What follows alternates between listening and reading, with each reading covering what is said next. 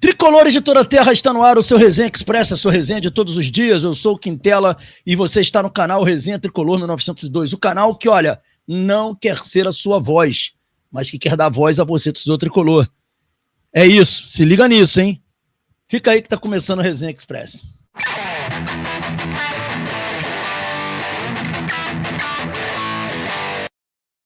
Resenha Express voltando e pedindo aos amigos e às amigas para não se esquecerem de se inscrever no canal, ativar o sininho das notificações e deixar o like. Fazendo isso, você diz ao YouTube que esse conteúdo é legal e ajuda a gente a engajar. E para dar uma moral ainda maior, você pode dar um hype nesse vídeo. Quando você dá um hype nesse vídeo, você faz esse vídeo ir para mais pessoas.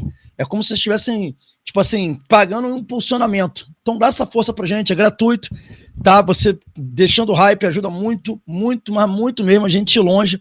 Fica aí esse pedido encarecido. E a gente começa o Resenha Express de hoje trazendo aí uma notícia legal, né, cara? Uma coisa um pouco inusitada, diferente, que o Príncipe Williams, né, o príncipe lá do Reino Unido, esteve no Maracanã ontem, conhecendo as instalações do estádio. Ele está aqui no Brasil por uma questão, uma causa ambiental, né? E aí aproveitou para ir ao Maracanã e foi recebido pelo vice-presidente Matheus Montenegro e o presidente BAP do Flamengo, né? Então, ele também foi recepcionado pelo Cafu, né? Pentacampeão mundial com a seleção brasileira, tá? E fez questão de estar ali no Maracanã, conhecer o Museu do Maracanã, foi também no Museu da Manhã, lá no centro do Rio de Janeiro. Tá aí o Príncipe Williams do Reino Unido, lembrando, cara, quem acho que os mais antigos aí, como eu um pouquinho assim, né? Sou também um pouco mais antigo, também viram quando o pai dele, o Príncipe Charles, esteve no Brasil. E olha aqui, a gente pegou até na internet algumas imagens aqui do Príncipe Charles com a camisa do Fluminense, ó. Ele tá lá com a camisa do Fluminense, aqui o Príncipe Charles com a camisa do Fluminense. Ele recebeu uma camisa do Fluminense de presente quando ele esteve aqui. Então o pai já tinha estado aqui e agora o filho também esteve aqui no Rio de Janeiro, sendo recepcionado pela dupla Fla-Flu, que é o responsável pelo consórcio Maracanã. Beleza, galera? Vamos falar agora de um problema crônico que está acontecendo no Fluminense, né? E esse problema é gol. O problema se chama gol. Tá faltando gol no Fluminense, e principalmente os homens de frente não estão fazendo gols. Completou um mês que os atacantes do Fluminense não fazem gols, né, atualmente. Então vamos botar aqui a matéria do dia, que traz um pouco disso, né? Tá aqui falando, atacantes do Fluminense completarão um mês sem fazer gols. E aí vem falando que o Fluminense vive uma grave crise ofensiva sob o comando de Luiz Ubeldia. Não à toa, os atacantes não vivem bom momento e completarão um mês sem fazer gols, no caso hoje, né? Com a forte queda de rendimento ofensivo. No período, John Kennedy, Germancano, Canóbio, Kevin Serna, Keno, Everaldo, Santiago Moreno, Riquelme entraram em campo, mas quem balançou as redes foi o Martinelli, Thiago Silva, Samuel Xavier e René. Tá, galera? Aí vem falando um pouco disso aqui. Assim, é sintomático, né? Quando isso acontece, é sintomático. E eu vou dizer um negócio para vocês, que vocês talvez não concordem, eu quero muito saber a opinião de vocês também. Mas muitas vezes, isso fala mais sobre o trabalho do treinador do que propriamente da incompetência dos atacantes. É verdade que teve partidas, né? Por exemplo, contra o Ceará, que a gente desperdiçou muitas oportunidades. Teve bola na trave, a bola não quis entrar, mas a gente tem que reconhecer que o Fluminense cria muito pouco, né? Exceto esse jogo que a gente teve, né? Que a gente foi contra o Internacional, né? Que a gente perdeu muitos gols. Exceto jogos assim, a gente no geral não cria muitas chances de gols. E isso também tem muito a ver com o trabalho que o treinador está fazendo, né? É um time que tem poucas variações táticas, poucas opções, né? É um time que optou mais por jogar por dentro, abrindo mão do jogo pelos lados, embora o jogo pelo lado tem que estar junto com o jogo por dentro. A gente tem o Lúcio aí para fazer o jogo por dentro, mas a gente precisa do jogo pelo lado também.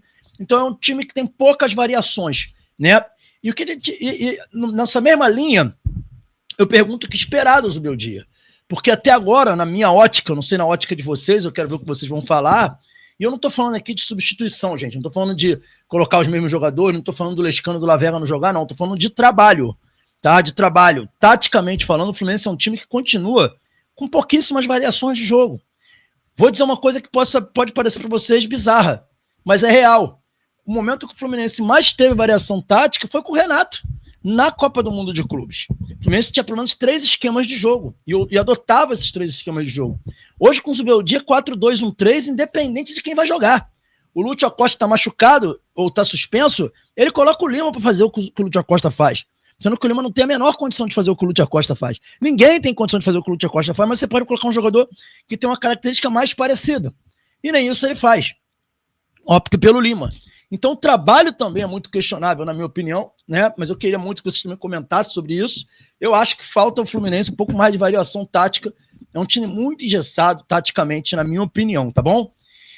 Para fechar o Resenha Expresso de hoje, cara, o Ricardo Mazella ontem na sua página no Facebook, ele que foi candidato de oposição até ontem, né, e passou a apoiar a chapa do Ademar Arraes, o Ricardo Mazella trouxe, rapaz, uma informação aí, uma denúncia gravíssima sobre Xerém. E eu vou colocar aqui na tela para vocês aqui a fala, né, o que trouxe o Ricardo Mazella, narrador, Mazella que tem o canal do Mazella, né, lá no YouTube, aqui no YouTube, né, e ele trouxe isso aqui, olha só, vamos lá. Acredito que o atual presidente deva vir a público esclarecer a veracidade dos fatos.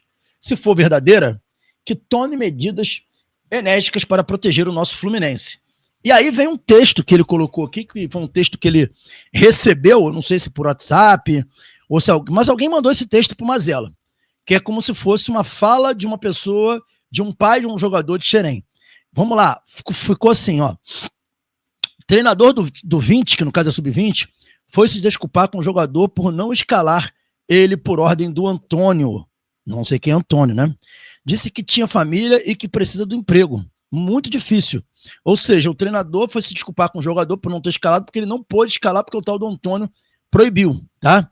Dando sequência, Cauã, Brasília, Isaac, seu filho e todos que não quiseram ir para a barca dos Emirados, que o Antônio e o Rui estavam obrigando eles a aceitar, ou que não aceitaram fechar com os agentes que ele, Antônio, no caso, indicou, todos estão de lado. Muito complicado isso. Daqui a pouco terão jogadores formados em Xerém estourando em outros clubes que foram dispensados injustamente do Fluminense.